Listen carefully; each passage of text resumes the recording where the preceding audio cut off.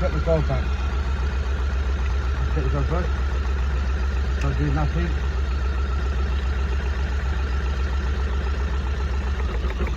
Okay, that's doing something. Yeah. This one's doing something. Set the coil. That's doing something. So automatic, we know the This fault one. is here. Guys, we're back again. Taking this one out. This one.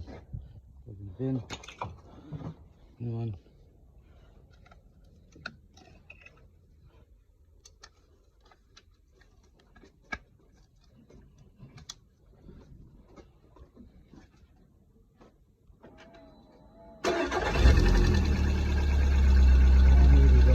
Boom.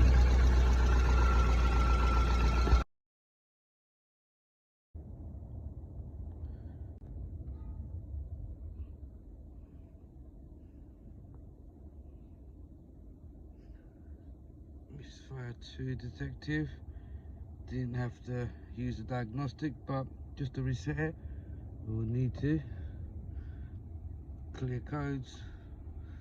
Don't really need a diagnostic all the time, but just to reset it, we will need it. And here we have it.